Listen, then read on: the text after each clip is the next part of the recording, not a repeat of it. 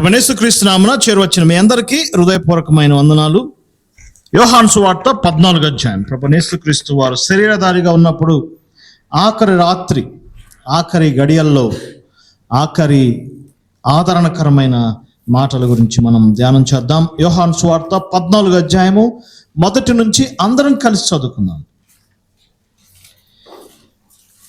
మీ హృదయమును కలవరపడనీయకుడి, దేవుని యందు విశ్వాసముంచుచున్నారు, నా యందు విశ్వాసముంచుడి. నా తండ్రి ఇంట అనేక నివాసములు కలవు, లేని యెడల మీతో చెప్పుదును. మీకు స్థలము సిద్ధపరచ వెళ్ళుచున్నాను. నేను వెళ్ళి మీకు స్థలము సిద్ధపరచిన యెడల నేనుండు స్థలములో మీరును ఉండులాగున మరలా వచ్చి నా ఎదుటకు మిమ్మును తీసుకుని పోవుదును. నేను మిమ్మును తీసుకుని పోవుదును. ప్రభువైన యేసుక్రీస్తు వారు మహిమ దారిగా తండ్రి కుడి పార్శ్వం నుండి ఆయన పలికిన ఆఖరి మాటలు చదువుకుందాం. ప్రకటన గ్రంథం 22వ అధ్యాయం 20-21 వచనాలు అందరం కలిసి చదువుకుందాం కదా. యోహాను సువార్తలో శరీరధారిగా ఆయన ఆఖరి మాటలు మనం చూసాము. ఇప్పుడు మహిమా స్వరూపి అయిన ప్రభు ఆఖరి మాటలు. ప్రకటన గ్రంథం 22వ అధ్యాయం 20-21 వచనాలు. ఈ సంగతులను గురించి సాక్ష్యం ఇచ్చేవాడు, అవును, త్వరగా వచ్చుచున్నానని చెప్పుచున్నాడు. ఆమేన్. ప్రభువైన యేసు రమ్ము. ప్రభువైన యేసు కృప పరిశుద్ధులకు తోడై ఉండును గాక. ఆమేన్. త్వరగా వచ్చుచున్నాను. యేసు ప్రభు యొక్క రాకడ, ర్యాప్చర్, సంఘం ఎత్తబడటం అనే అంశాన్ని మనం క్లుప్తంగా ధ్యానం చేయబోతున్నాం. బైబిల్ గ్రంథంలో ఈ అంశము చాలా ప్రాముఖ్యతను, ప్రాధాన్యత సంతరించుకుంది. ముఖ్యంగా న్యూ టెస్టమెంట్ టోటల్గా ఆయన యొక్క సెకండ్ కమింగ్ గురించి ఎక్కువగా మనం చూస్తున్నాం. బైబిల్ 3 భాగాలుగా చేసుకుంటే మంచిదని మనం చాలాసార్లు చెప్పుకున్నాం కదా. పాత నిబంధన ఆయన ఈ లోకానికి వస్తాడు, క్రైస్ట్ విల్ కమ్. సువార్తలు ఆయన ఈ లోకానికి వచ్చాడు, క్రైస్ట్ కేమ్. అపోస్తల కార్యం నుంచి ప్రకటన గ్రంథం వరకు థీమ్ ప్రభువైన యేసుక్రీస్తు వారు మరలా రాబోతున్నాడు, క్రైస్ట్ విల్ కమ్ అగైన్. 3 మాటల్లో బైబిల్ చెప్పాలంటే అదే చెప్పాలి. యేసు ప్రభు వస్తాడు, యేసు ప్రభు వచ్చాడు, యేసు ప్రభు మరలా రాబోతున్నాడు. యేసు ప్రభు మరలా రాబోతున్నాడనే ఆ అంశం, సెకండ్ కమింగ్, దాదాపుగా నేటి క్రైస్తవ ప్రపంచం మర్చిపోయినట్టుగా ఉంది. పాటల్లో ఆయన యొక్క రాకడ గురించి లేదు కదా. అనేకమైన సాంగ్స్ వస్తున్నాయి, యాన్యువల్ సాంగ్స్, గుడారాల పండగని, అవని ఇవని, ప్రతి చోట పెద్ద పెద్ద గంభీరంగా వర్షిప్ మీటింగ్స్, కాన్ఫరెన్సెస్ ఎన్నో జరుగుతున్నాయి. కానీ ఇవన్నీ ఒకసారి గమనిస్తే వాటిల్లో ఏం లేదండి, ప్రభువైన యేసుక్రీస్తు యొక్క రెండో రాకడ సందేశము లేదు. ప్రస్తుత ప్రాస్పార్టీ స్పీకర్స్ వారి సందేశాలు ఒకటే కదా. దేవుడు నిన్ను ఈరోజు ఏం చేయబోతున్నాడు చెప్పండి? ఆశీర్వదించబోతున్నాడు. నెక్స్ట్ సండే సందేశం ఏంటి? దేవుడు నేను ఈరోజు కూడా ఏం చేయబోతున్నాడు చెప్పండి? ఆశీర్వదిస్తున్నాడు.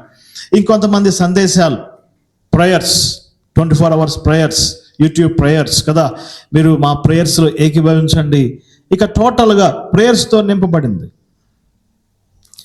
కాన్ఫరెన్సెస్తో నింపబడింది, worship conferences, teachings. Second coming లేదు కదా. ముఖ్యంగా ఈనాడు ఒక ప్రముఖ బోధకుడు, ఆయన టీచింగ్ అంతా టెంపుల్ గురించే కదండి. అక్కడ టెంపుల్స్ కడుతున్నాం, ఇక్కడ టెంపుల్స్ కడుతున్నాం, వాటికి మీరు ఎంత ధారాళంగా ఇస్తే దేవుడు మిమ్మల్ని ఏం చేస్తాడు? ఆశీర్వదించబడతాడు. No teaching. ఆయన యొక్క రెండో రాకడ అంశం అనేది మరుగున పడింది. మరి ముఖ్యంగా ఈ చివరి దినాల్లో, క్రైస్తవ మీద దాడులు జరుగుతున్న ఈ దినాల్లో, ఎటు చూసిన పర్సిక్యూషన్ ఈ దినాల్లో, ఈ అలజడుల మధ్య క్రైస్తవ్యం మర్చిపోయింది. ఎవరి గురించి? ప్రభువైన యేసుక్రీస్తు యొక్క రెండవ రాకడ. అందులో ముఖ్యంగా మరి ర్యాప్చర్ అనే అంశము చాలా ప్రత్యేకమైనది. నేటి క్రైస్తవ ప్రపంచంలో యేసు ప్రభు యొక్క రెండవ రాకడలో 2 స్టేజెస్ ఉన్నాయి అనేది చాలా తక్కువ మంది మాత్రమే బోధిస్తారు. ఆయన ఒక్కసారి వస్తాడు, ఇదంతా అయిపోవాలి, ఈ ప్రపంచం అంతా నాశనం అయిపోయినాక ఆయన వస్తాడని, ఒకటే రాకడ ఉందని నమ్ముతారు చాలామంది. అందుకే చాలామంది ఈ యొక్క అంశం గురించి బోధించాలంటే అంత తొందరగా ఆసక్తి చూపించారు. ముఖ్యంగా చర్చ్ ఆఫ్ క్రైస్ట్ సోదరులు, BYU స్టూడెంట్స్ సెకండ్ కమింగ్ గురించిన అంశాలు ఎక్కువగా చెప్పరు. కారణం ఏంటి అంటే, ఇజ్రాయెల్, ప్రపంచ చరిత్ర ఇవన్నీ చెప్పాలి అంటే వారికి కష్టం కాబట్టి సెకండ్ కమింగ్ అనే అంశాన్ని సైడ్ లైన్ చేశారు. కానీ ప్రస్తుత పరిస్థితులు మనం చూస్తున్నాం. ఇప్పుడు 2026లో మనం ఉన్నాం కదా. ఇప్పుడు ఒకసారి పరిస్థితులు ఎలా ఉన్నాయి? మానవ సమాజం బాగుపడుతుందా? మానవ సమాజం మెరుగుపడుతుందా? మానవ సమాజం దిగజారిపోతుందా? చెప్పండి. డే బై డే మానవ సమాజం ఏమవుతుంది? దిగజారిపోతుంది. అసలు ఏదైనా ఛానల్స్ మనం జస్ట్ ఓపెన్ చూస్తే అవి ఆటోమేటిక్గా వచ్చేస్తాయి. భార్య భర్తను చంపేయటం, భర్త ఎవరిని చంపటం అండి? భార్యను చంపటం. పల్లెటూరులో, పట్టణాల్లో వరల్డ్ వైడ్గా హత్యలు, మారణ హోమాలు. దేశాల మధ్య పరిస్థితులు ఎలా ఉన్నాయి? కరువు కాటకాలు, యుద్ధాలు, యుద్ధ వాతావరణం. మానవ ప్రపంచం బాగుపడే అవకాశం లేకుండా అయిపోయింది. లేఖనాల యొక్క సారాంశం అదే. రోమపత్రిక 1వ అధ్యాయం మీరు చదవండి. మానవ ప్రపంచం ఎలా అయిపోయింది? అన్యాయం, అక్రమం, ఉగ్రత, నరహంతకులు, వేషధారులు, మోసగాళ్ళు ఈ ప్రపంచంలో బయలుదేరారు. అది పెరిగిపోతానే ఉంటుంది, బాగుపడదు. ఇశ్రాయేలు ప్రపంచం యుద్ధాలతో నింపబడింది. వారికి రోజు ఒక సవాలే కదా. వాళ్ళకి ఏం రెస్ట్ లేదు. డే బై డే 24 hours వారు రెడీగా ఉండాలి. ఎప్పుడు హమాస్ దాడి చేస్తారు, ఎప్పుడు హౌతీలు దాడి చేస్తారు. వారి దేశం ఎప్పుడు పర్యవేక్షణలో ఉంటారు. ప్రపంచం అంతా నిద్రపోద్దు, కానీ ఎవరు నిద్రపోవాలి చెప్పండి? ఇజ్రాయెల్ సైన్యం నిద్రపోద్దు. వారు అలా ఉన్నారు. మరి క్రైస్తవ ప్రపంచం ఎలా ఉంది? డే బై డే అనేకమైన కొట్లాటలు. క్రైస్తవ ప్రపంచంలో విభజనలు ఉన్నాయి. క్రైస్తవ ప్రపంచంలో డివిజన్స్. క్రైస్తవులు ఒకరినొకరు ద్వేషించుకుంటున్నారు. ఎటు చూసినా కష్టంగా ఉంది. ఈ సందర్భాలను బట్టి క్రైస్తవ ప్రపంచం యేసు ప్రభు యొక్క రాకను మర్చిపోయింది. కానీ ప్రభువారు పలికిన ఆ యొక్క మాటలు, ఆఖరి రాత్రి ఆయన పలికిన ఆ మాటలు మనందరికి ఎంతో ప్రోత్సాహం, ఆదరణ, ఉజ్జీవం. లాస్ట్ వర్డ్స్ యోహాను సువార్త 14వ అధ్యాయంలో ఆయన ఇంకా కొన్ని గంటల్లో సిలువేయబడతాడనగా తన శిష్యులను ప్రైవేటుగా ఒక మేడగదిలో కూర్చోబెట్టుకుని వారితో చివరి మాటలు పలికాడు. ఆయన హృదయాన్ని విప్పాడు. వారికి అనేకమైన సంగతులు చెప్పాడు. అందులో మొట్టమొదటిది, నేను మిమ్మల్ని కొనిపోతాను, నేను వస్తాను, నేనేమవుతాను చెప్పండి? మిమ్మల్ని తీసుకొని పోతాను. దాన్ని ర్యాప్చర్ అన్నారు. The reality of rapture. ఈ యొక్క ఉదయకాల సమయం ముందు జస్ట్ ఒక 30 to 40 minutes ఆ యొక్క ప్రభువైన యేసుక్రీస్తు సంఘం కొరకు రావటం, ఆయన ప్రేమించేవారు, ఆయన యందు విశ్వసించేవారు, ఆయన కొరకు జీవించేవారి కొరకు ఆయన రావటం, కొనిపోవటానికి రావటం అనేది చాలా ప్రత్యేకమైన అంశంగా మనం జ్ఞాపకం చేసుకున్నాం. ఇదే ప్రభువారు యోహాను సువార్త 2వ అధ్యాయంలో చూడండి. నా తండ్రి ఇల్లు వ్యాపారటివులుగా చేస్తున్నాడు. నా తండ్రి ఇల్లు. ఆయన సేవా పరిచర్యలో యెరూషలేం దేవాలయాన్ని తండ్రి ఇల్లు అన్నాడు. కానీ ఇప్పుడు ఆయన సేవా ముగింపులో నా తండ్రి ఇల్లు దేవాలయం కదేంటి? పరలోకం. నేను త్వరగా వస్తాను, నేను మిమ్మల్ని తీసుకుని పోతాను. Reality of the rapture. ఆయన యొక్క మాటల్లో ఉన్న ఆంతర్యం ఏంటి? ఈ యొక్క అంశము మన హృదయాలని మరొకసారి వెలిగింపజేస్తుంది. బైబిల్ యొక్క చివరి పేజీలో కూడా అవే మాటలు ఉన్నాయి కదా. నేను త్వరగా వచ్చుచున్నాను. ఆయన శరీరధారిగా ఉన్నప్పుడు ఆఖరి మాటలు, నేను వస్తాను, మిమ్మల్ని తీసుకుని పోతాను. ఆయన బైబిల్ యొక్క క్లోజింగ్, మహిమా స్వరూపిగా ఉన్నప్పుడు ఆయన పలికిన ఆఖరి మాటలు కూడా ఏంటి? నేను త్వరగా వచ్చుచున్నాను. చిన్న తేడా. నేను వస్తాను, నేను తీసుకెళ్తాను అన్నాడు. కానీ ఇప్పుడు నేను త్వరగా వచ్చుచున్నాను. ద వెలాసిటీ, దాని వేగం పెరిగింది. ద వెరాసిటీ, ఇదిగో బిహోల్డ్ ఐ కమ్ క్విక్లీ, ఆయన నిశ్చయంగా రాబోతున్నాడు. ఈ అంశాన్ని మొట్టమొదటిగా ద రిఫరెన్సెస్, ర్యాప్చర్కి సంబంధించిన కొన్ని రిఫరెన్సెస్ ప్రభువైన యేసుక్రీస్తు వారు ఆయన స్వయంగా పలికారు. ఎక్కడెక్కడ పలికారు? దాని గురించిన అంశం ఏంటి?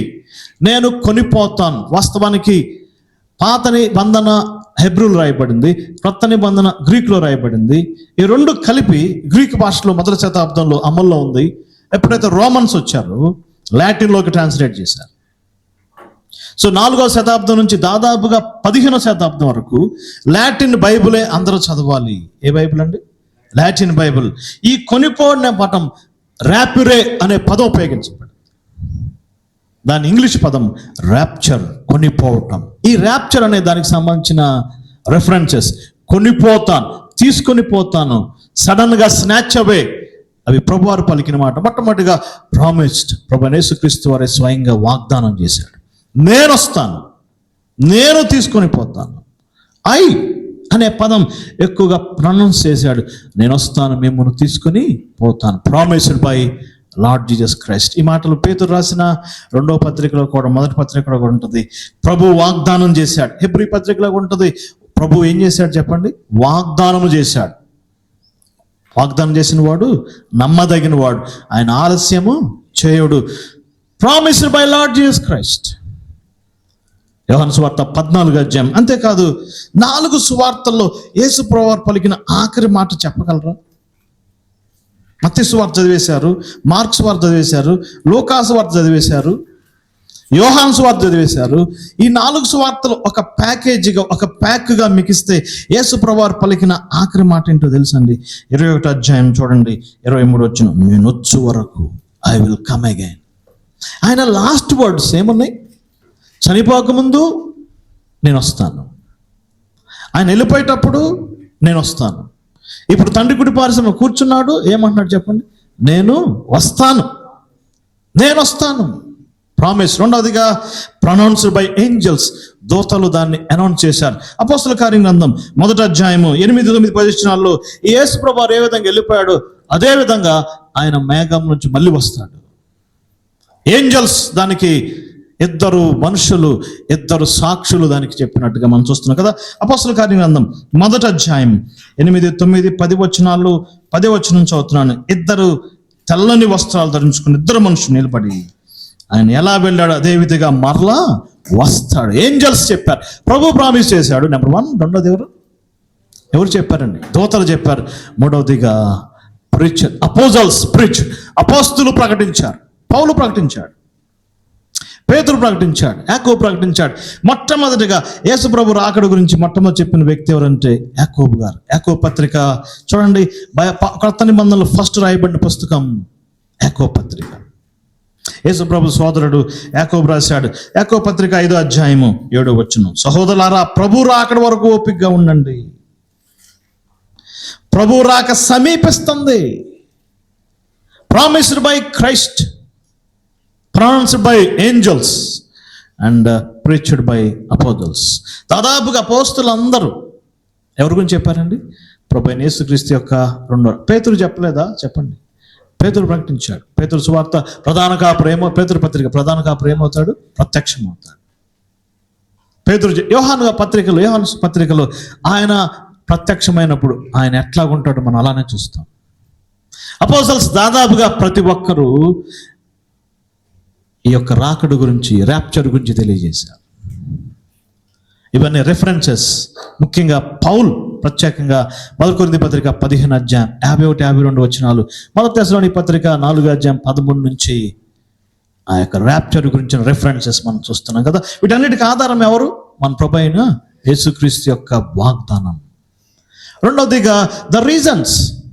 ఆయన ఎందుకు రావాలి, ఎందుకు ర్యాప్చర్ జరగాలి, ఇది చాలా ప్రత్యేకమైన అంశం. యేసు ప్రభు యొక్క చివరి వారం చాలా ప్రత్యేకమైంది. ఆయన గాడిద మీద యెరూషలేముకి వెళ్ళి సిలువలో మరణించేంత వరకు ఫైనల్ వీక్ అంటారు కదా. సాంప్రదాయక సంఘాల్లో దాన్ని పామ్ సండే లేకపోతే హోలీ వీక్ అంటూ ఉంటారు. ఆ యొక్క వారంలో యేసు ప్రభు 2 గంభీరమైన సందేశాలు ఇచ్చాడు. ఒకటి మత్తయి సువార్త 24వ అధ్యాయంలో ఒలీవ కొండ మీద రాబోయే సంగతులు చెప్పాడు కదా. యేసు వార్త అండి, మత్తయి సువార్త 24, 25 అధ్యాయాలు పబ్లిక్గా చెప్పాడు.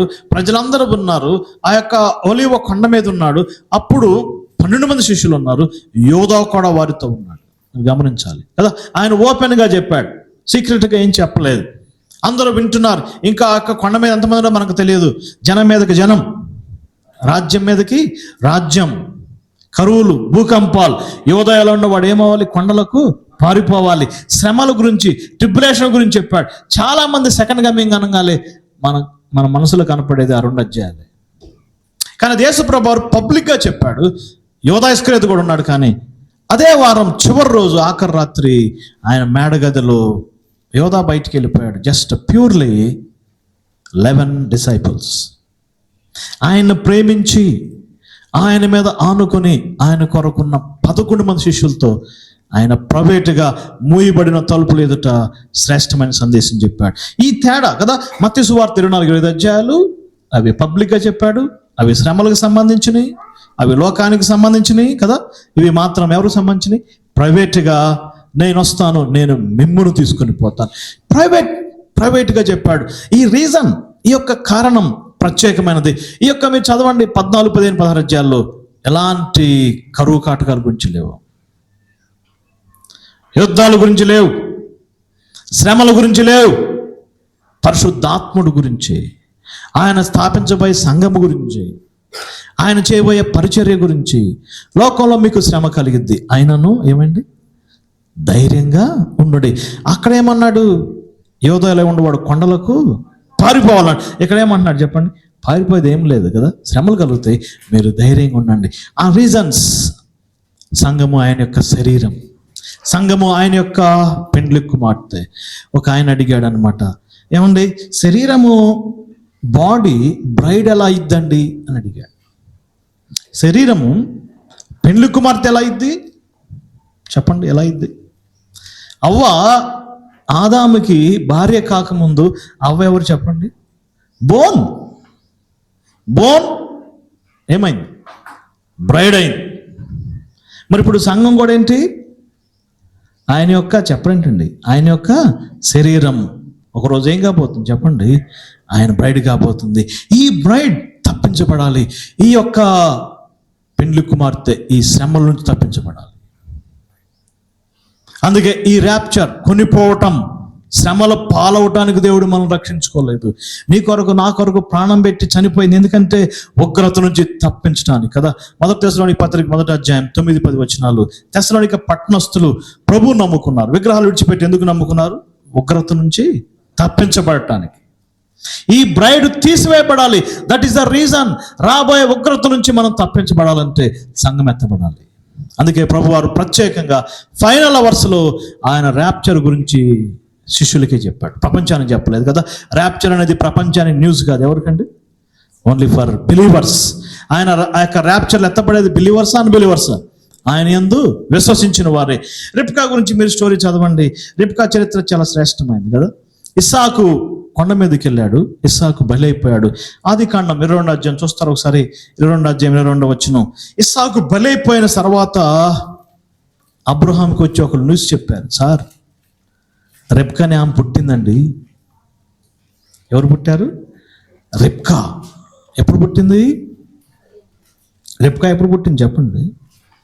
ఇస్సాకు కార్యక్రమం అయిపోవాలి కదా. ఇస్సాకు కార్యక్రమం ఏంటి? కొండ మీదకి వెళ్ళాలి, బలి అవ్వాలి, కనపడకుండా పోవాలి కదా. మీరు చదవండి, అబ్రహాం ఇస్సాకు వెళ్ళారు. మేము వెళ్తాం, మొక్కి వస్తాం. కానీ కిందకి ఎవరు వచ్చారు తెలుసండి? కిందకి ఎవరు వచ్చారు? వెళ్ళింది ఎవరు కొండ మీదకి? అబ్రహాము, ఇస్సాకు. కానీ వచ్చింది ఎవరు? 19th verse చూడండి. అబ్రహాము దిగి వచ్చాడు. మరి ఇస్సాకు సంగతి ఏంటి? ఇస్సాకు మిస్ అయిపోయాడు కదా. యేసుప్రభు చనిపోయి తిరిగి లేచాడు, ఆయన ఆరోహణం అయిపోయాడు, సంఘం పుట్టింది. రెబ్కా ఎవరు? సంఘానికి సాదృశ్యంగా ఉంది. రెబ్కా ఏమైనా శ్రమలు పొందిందా? ఇస్సాకు వివాహం అయ్యేంత వరకు రెబ్కా ఏమైనా శ్రమలు పొందిందంటే లేదు కదా. ఆమె ప్రయాణంలో ఆకలి కావచ్చు, ఆమె ప్రయాణంలో దప్పికొని ఉందేమో, ఆమె యొక్క ప్రయాణంలో కదా ఇస్సాకును చేరుకునే ప్రయాణంలో ఏమై ఉండొచ్చు? వేసారిపోయిందేమో. కానీ ఆమె ఎలాంటి శ్రమలు పొందలేదు. సంఘం శ్రమలు గుండా వెళ్ళదు, సంఘం తీసివేయబడాలి, ర్యాప్చర్ జరగాలి. అందుకే దేవుని యొక్క ప్రణాళికలో నెక్స్ట్ ఈవెంట్ ఏంటి అంటే సంఘం ఎత్తబడటమే. ఈ ప్రపంచం దినదినం పతనం అయిపోతుంది.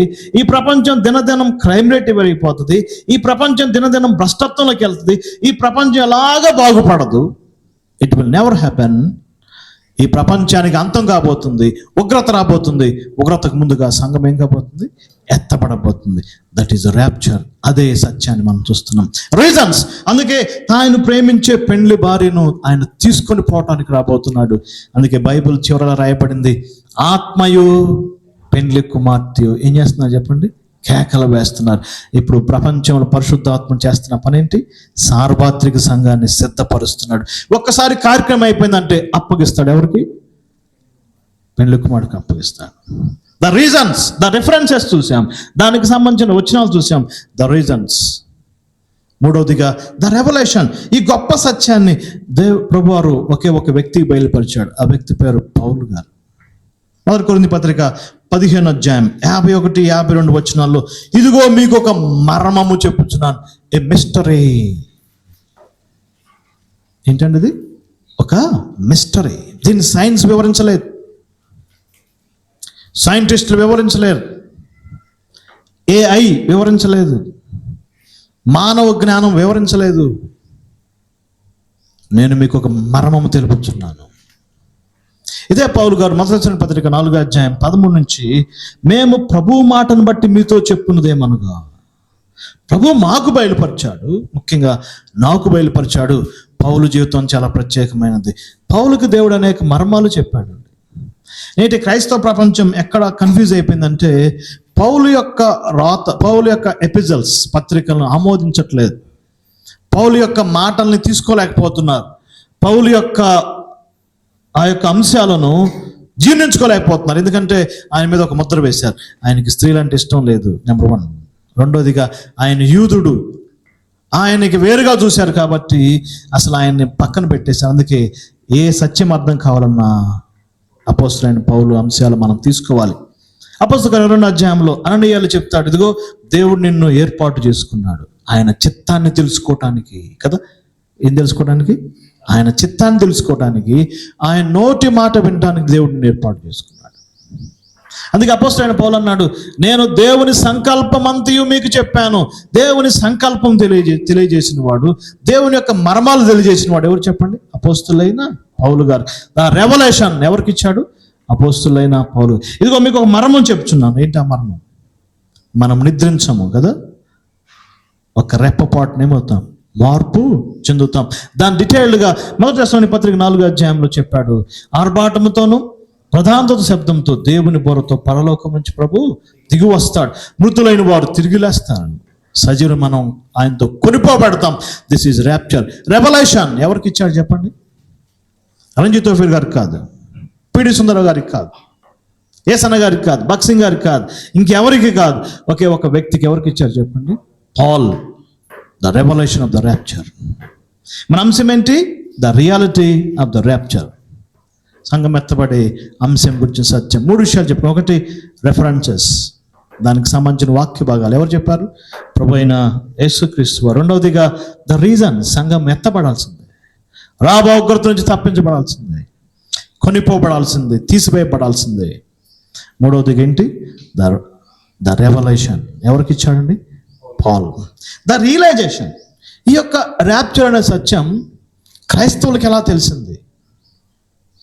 బైబిల్ రాయబడింది 4వ శతాబ్దం నుంచి, ఇక బైబిల్ మరుగైపోయింది, ఎవరికి తెలియదు. 4వ శతాబ్దం నుంచి 14వ శతాబ్దం వరకు పోపు చేతిలోనే బైబిల్ ఉంది. మానవులు ఎవరు దాన్ని చూడలేదు, భక్తులు ఎవరు చూడలేదు. చాలా రేర్. ఎందుకంటే ఎవరైనా బైబిల్ పట్టుకుంటే ఏంటండి, వారికి దండన, వారికి శిక్ష. పోప్ వాయిసే వినపడాలి, వాటికన్ వాయిసే వినపడాలి. ఏం వినపడకూడదు?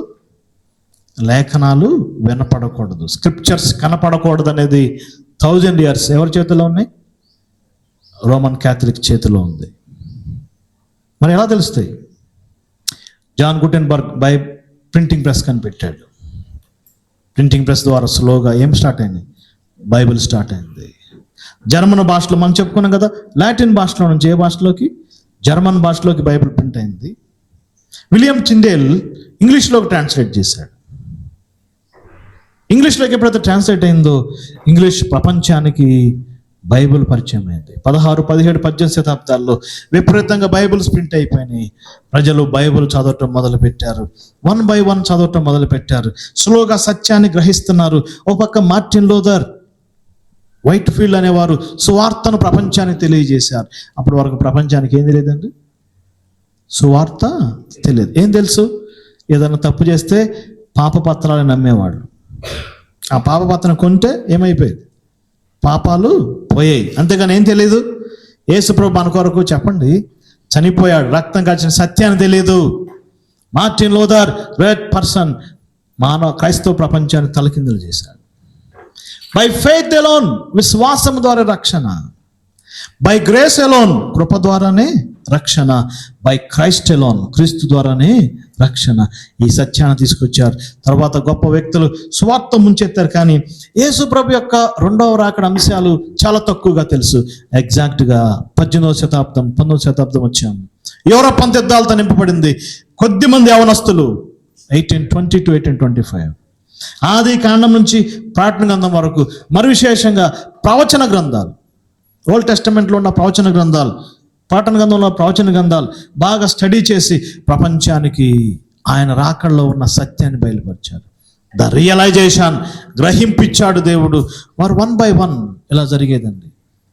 రోడ్డు మీద కలుసుకునేవాళ్ళు, నాకు వాక్యం అంటే బాగా ఆసక్తి ఉంది, మీరు బైబిల్ చదువుతున్నారా? నేను చదువుతున్నాను. సరే మా ఇంటికి వస్తారా? ఓకే మీ ఇంటికి వస్తాను. ఆ ఇంటికి వెళ్ళేవాళ్ళు, ఒక 2-3 hours కూర్చునేవాళ్ళు, కొద్దిసేపు టీ పెట్టుకునేవాళ్ళు, వాక్యం తీసేవాళ్ళు, చదివేవాళ్ళు. ఎక్కడెందుకు ఉంది, ఎక్కడెందుకు రాయబడింది, రియలైజేషన్. అనేకమైన సిస్టర్స్ కూడా గ్యాదర్ అయ్యేవాళ్ళు. అందరూ కూర్చొని ఒక ఇంటిలో కూర్చొని గంటలు గంటలు వాక్యాన్ని ధ్యానించేవారు. అలా ధ్యానిస్తుంటే వారు అర్థం చేసుకున్నారు, యేసు ప్రభు రాకడలో ఎన్నుండి 2 stages. ఒకటి, ఆయన సంఘము కొరకు వస్తాడు. రెండవదిగా ఆయన భూమి మీద కొరకు వస్తాడు. ఆయన పరిశుద్ధుల కొరకు వస్తాడు. రెండవదిగా ఆయన పరిశుద్ధులతో వస్తాడు. The realization of the rapture ఎప్పుడు జరిగింది? 1820 to 1825. ఆనాడు ప్రపంచానికి ఈ సత్యాలు బయటికి వెళ్ళినప్పుడు క్రైస్తవ ప్రపంచం మార్పు చెందింది. 1830 నుంచి 1900 వరకు యూరప్, అమెరికాలో కనీ వెనుగని ఉద్యమం కలిగిందండి. ప్రజల్లో గొప్ప మార్పు కలిగింది, వారి జీవితాల్లో మార్పు కలిగింది.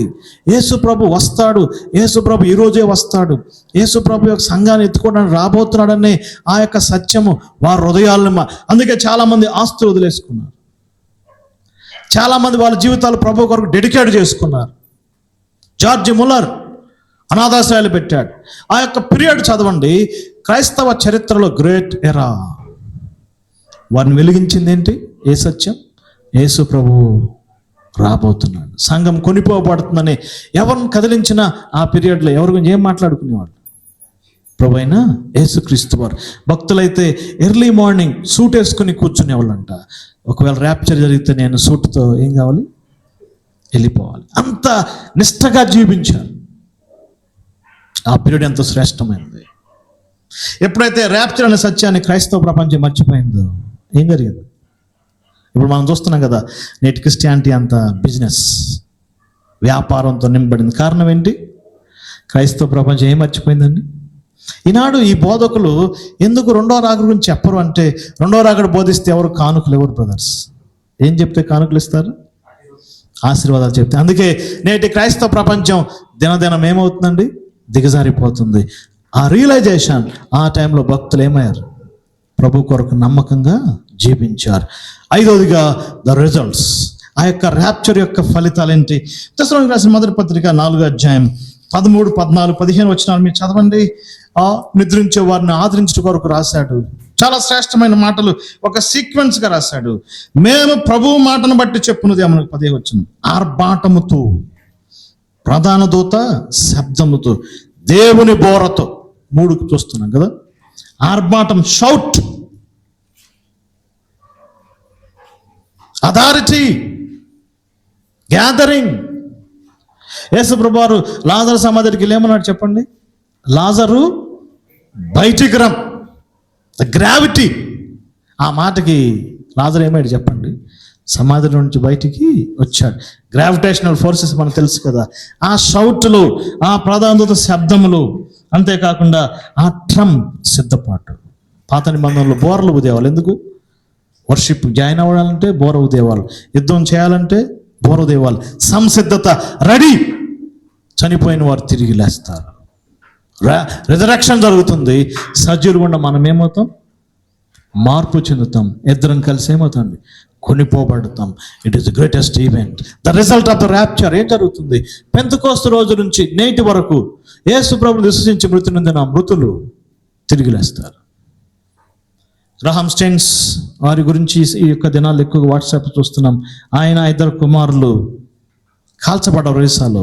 జస్ట్ అది వారు కాల్చబడే ఒక రోజు ముందు వారు ఈ పాట పాడారంటండి, ఆశ్చర్యంగా.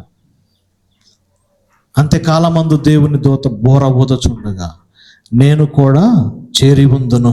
ఏదో తెలియదు కానీ జస్ట్ ఒక రోజు ముందుగా ఆయన వారి పిల్లలు ఒక మీటింగ్లో ఈ పాట పాడుకోవటం, నెక్స్ట్ డే వారు కాల్చబడటం. గ్రేట్ హోప్ కదా. మనం చాలామంది ప్రియులను కోల్పోయాము, దుఃఖపడాల్సిన పని లేదు కదా. మనకు ఒక నిరీక్షణ ఉంది. ర్యాప్చర్ మన యొక్క నిరీక్షణ. మనం కొనిపోబడతాం. ఇంగ్లీష్లో షల్ మేబీ అనలేదు కదా. మేబీ అంటే జరగవచ్చు, నో షల్, ఇది జరుగుతుంది. The results of the rapture త్వరలో జరగబోతుంది. ఆయన యొక్క ప్రణాళికలో నెక్స్ట్ ఈవెంట్ అదే. ఆరోదిగా వాట్ ఈజ్ యువర్ రెస్పాన్స్? మరి నీ రెస్పాన్స్ ఏంటి? ప్రకటన గ్రంథం 2వ అధ్యాయం చూడండి. ఇదిగో నేను త్వరగా వచ్చుచున్నాను, ప్రతి వానికి వాని క్రియలు చొప్పునే ఉంది, జీతం ఉంది. అన్యాయం చేయవాడు అన్యాయం చేయనిమ్ము, అపవిత్రుడైన వాడు ఇంకా అపవిత్రుడిగా ఉండనిమ్ము, నీతిమంతుడైన వాడు ఇంకా నీతిమంతుడిగా ఉండనిమ్మును, పరిశుద్ధుడు ఇంకా పరిశుద్ధుడుగానే ఉండనిమ్ము. ఇదిగో నేను త్వరగా వస్తున్నాను, నీకేమిస్తాను? జీతం. What is your response? ఆయన కొరకు, ఆయన రాకడ వెలుగులో మనం ఏం పని చేస్తున్నాం? What is your response? In reality of response. A N Groves అనే గొప్ప భక్తుడు డెంటల్ డాక్టర్గా ఉన్నాడు. చాలా బిజినెస్, చాలా మంచి డబ్బులు వస్తున్నాయి.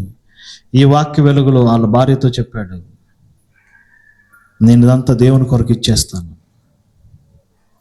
ఆయనే ప్రపంచానికి మొట్టమొదటిగా ఒక సత్యాన్ని చెప్పాడు, విశ్వాసంతో ప్రభు కొరకు జీవించాలి. దేని కొరకండి? విశ్వాసంతో. తన యొక్క జీవితం అంతా ప్రభు కొరకు త్యాగం చేశాడు. ఆయన ప్రపంచం మర్చిపోలేకపోయింది. అనేకమైన భక్తులు సాక్రిఫైస్ చేశారు. వారి ట్రెజర్స్, వారి టాలెంట్స్, వారి టైం ప్రభు కొరకు వెచ్చించారు. కారణం ఏంటి? ఇదిగో నేను త్వరగా వచ్చును. వారికి ఏముంది? జీతం ఉంది. What is your response? ప్రభు కొరకు మనం ఏం చేస్తున్నాం? మనం పరీక్షించుకుందాం. ఆయన రాకడ సమీపంగా ఉంది. ఆయన ప్రాఫిటిక్ క్యాలెండర్లో నెక్స్ట్ ఈవెంట్ అదే. ఎనీ మూమెంట్ ఆయన సంఘం కొరకు ర్యాప్చర్ జరగబోతుంది. అందుకే బైబుల్ చివరి పేజీ ఎన్నిసార్లు అండి? 3 times. నేను త్వరగా వస్తున్నాను. And last one, are you ready for rapture?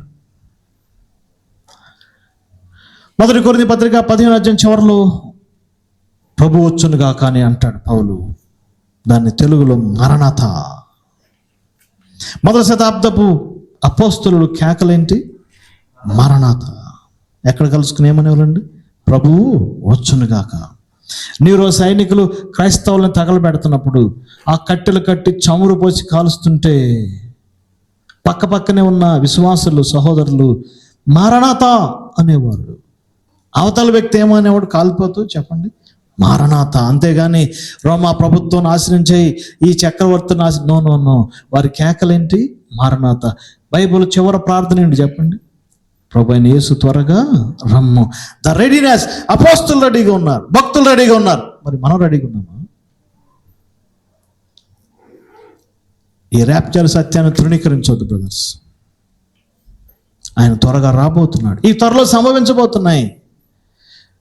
యేసు ప్రభు రక్తంలో పాపాలు కడుక్కోండి. యేసు ప్రభు నా పాపాల గురించి చనిపోయాడు, పాతి పెట్టబడ్డాడు, తిరిగి లేచాడు. ఎవరైతే నమ్ముతారో వారు ఎత్తపడతారు. అంతే. ఆయన రాకడ కొరకు సిద్ధంగా ఉండాలి. The readiness for the rapture. 7 అంశాలు చెప్పాను కదా, కంక్లూడ్ చేస్తున్నాను కదా. The reality of rapture, the references of rapture, దానికి సంబంధించిన వాక్య భాగాలు. The reasons of the rapture, ఎందుకు సంఘం ఎత్తబడాలో మనం చూసాం. ద రెవల్యూషన్, ఎవరికి బయలుపరిచాడు? అపోస్తులైన పౌలు గారికి. ఆ సత్యం ఎలా రియలైజ్ అయింది? ఎవరు తెలుసుకున్నారు? ఈ ప్రపంచానికి ఎవరు చెప్పారు? మనం చూసాం. ఆ యొక్క రిజల్ట్స్, ర్యాప్చర్ జరిగినప్పుడు జరిగే రిజల్ట్స్ మనం చూసాం. మన రెస్పాన్స్ ఏంటి? Are you ready? ఆయన యొక్క ర్యాప్చర్లు ఎత్తపడటానికి సిద్ధంగా ఉన్నామా? ఆలోచించేద్దాం. దేవుడి వాక్యాన్ని దీవించును గాక.